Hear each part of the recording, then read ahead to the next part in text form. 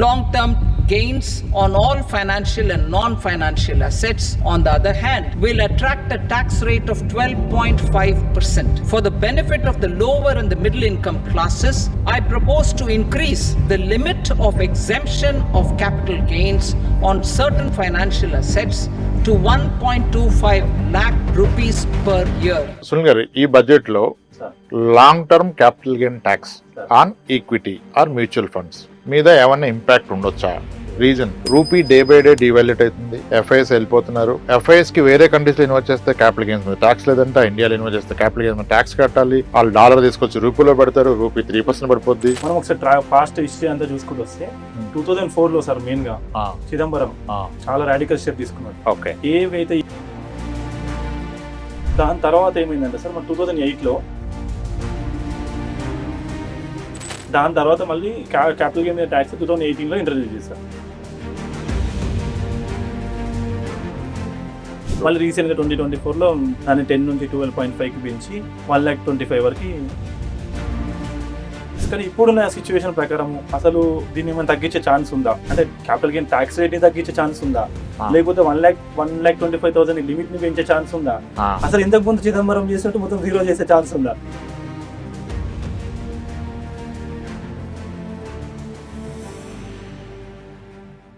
Mutual fund investments are subject to market risks. Read all scheme-related documents carefully. Sunil గారు, ఈ budget లో long term capital gain tax on equity or mutual funds మీద ఏమైనా impact ఉండొచ్చా?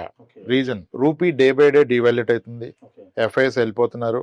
So FIs కి వేరే countries లో invest చేస్తే క్యాపిటల్ గెయిన్స్ మీద ట్యాక్స్ లేదంటే, ఇండియాలో ఇన్వెస్ట్ చేస్తే క్యాపిటల్ గెయిన్స్ మీద ట్యాక్స్ కట్టాలి.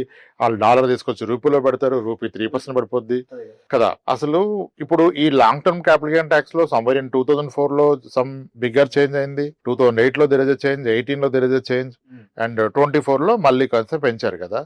ఇప్పుడు ఈ ఎఫ్ఐఎస్ ని అట్రాక్ట్ చేయడానికి ఈ long term capital gain tax తగ్గించే అవకాశం ఏమైనా ఉందా? అండ్ అసలు ఈక్విటీ అంటే రిస్క్ తీసుకున్నది మనం కదా. We are investing in businesses, we are taking risk.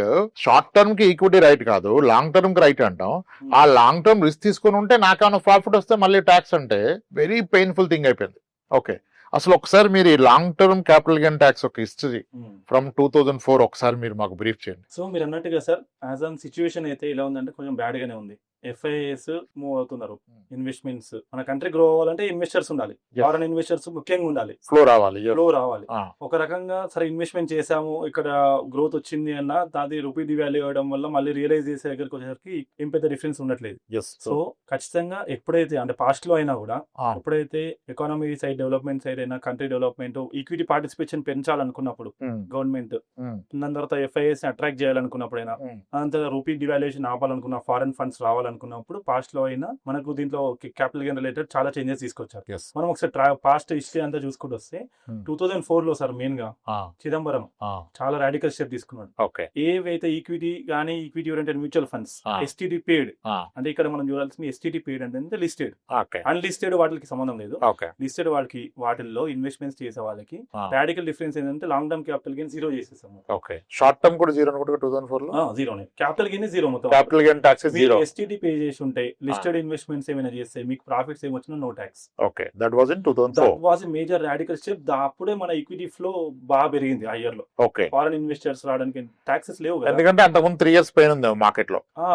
Pain ఉన్నప్పుడైనా ఇట్లాంటి రాడికల్ స్టెప్స్ తీసుకొచ్చారు, ఫస్ట్ లో ట్రాక్ రికార్డ్ ఉంది. ఓకే, దాని తర్వాత ఏమైందంటే సార్ మన 2008 లో స్లోగా ఎకానమీ పుంజుకోవడము, మళ్ళీ గ్రోత్ రావడం వచ్చినప్పుడు షార్ట్ టర్మ్ క్యాపిటల్ గెయిన్ 2008 లో ఇంట్రొడ్యూస్ చేశారు. ఓన్లీ షార్ట్ టర్మ్ గెయిన్, మళ్ళీ ట్యాక్స్ షార్ట్ టర్మ్ కి 10% పెట్టారు.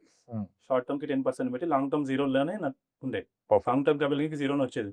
అప్పుడు ఇన్వెస్ట్ చేసిన వాళ్ళు అదృష్టవంతులు. అవును, అదే కదా. దాని తర్వాత మళ్ళీ క్యాపిటల్ గెయిన్ మీద ట్యాక్స్ 2018 లో ఇంట్రొడ్యూస్ చేశారు.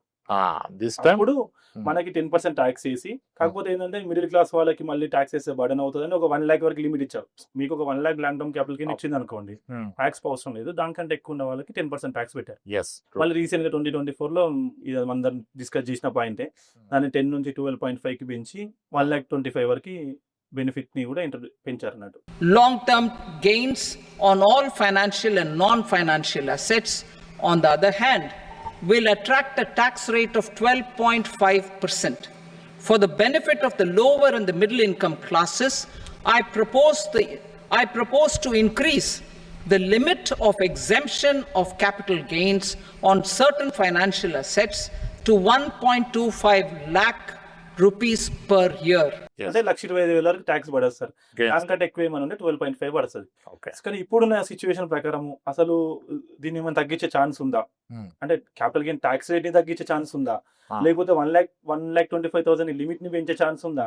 అసలు ఇంతకు ముందు చిదంబరం చేసినట్టు మొత్తం జీరో చేసే ఛాన్స్ ఉందా ఇంకా అనేది సూపర్ కదా. Question point. బట్ ఒకటైతే మనం చెప్పొచ్చు 100% sure, long term capital gain గురించి ఖచ్చితంగా మేజర్ స్టెప్ అయితే వస్తుంది. ఓకే. ఏదో ఒక డిఫరెన్స్ అయితే వస్తుంది. అది డిఫరెన్స్ చిన్నదా పెద్దదా పనికిరాందా?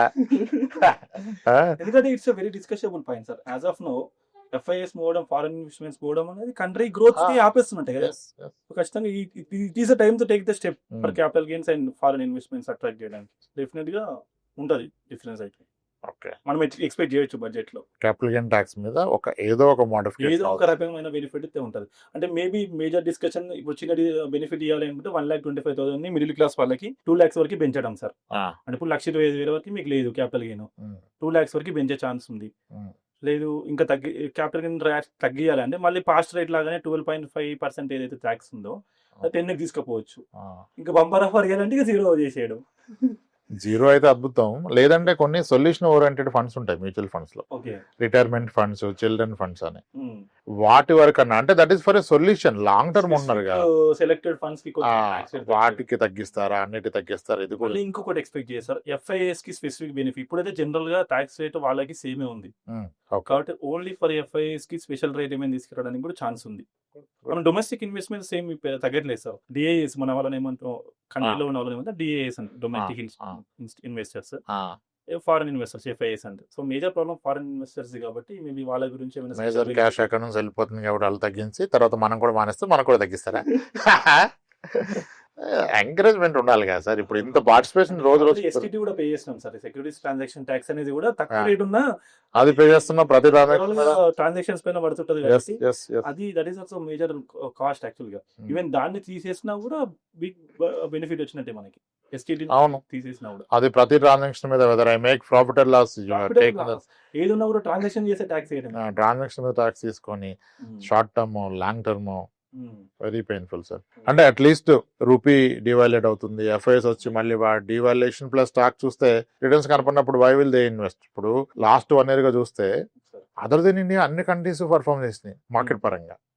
సో రీజన్స్ ఆర్ డిఫరెంట్ చెప్తున్నారు. అంటే ఇప్పుడు India is playing an anti AI companies తోనే ఉన్నాం మనం, AI కంపెనీస్ తో లేము. ఇప్పుడు అదర్ కంట్రీస్ పర్ఫార్మ్ చేసిన కంట్రీస్ ఏవి చూసినా primarily because of very few stocks తోనే పర్ఫార్మ్ చేసినాయి.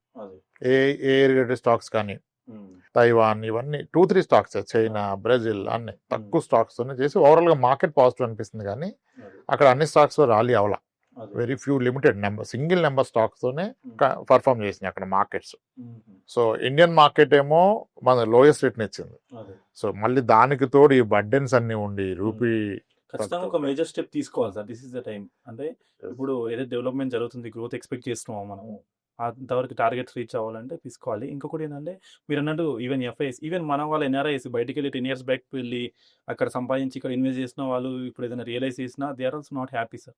లాస్ట్ 5 years బ్యాక్ ఇన్వెస్ట్ చేసిన వాళ్ళు, 10 years బ్యాక్ ఇన్వెస్ట్ చేసిన వాళ్ళు కూడా even they got a growth. అంటే ప్రాఫిట్ వచ్చినప్పటికీ, గెయిన్స్ వచ్చినప్పటికీ, when comparing with currency exchange rate అక్కడే బ్యాలెన్స్ అయిపోతుంది. రియల్ గెయిన్ ఏం కంపేర్ లేదు వాళ్ళకి కూడా. లాస్ట్ 18-20 months ఈ డెంట్ వేసింది సార్.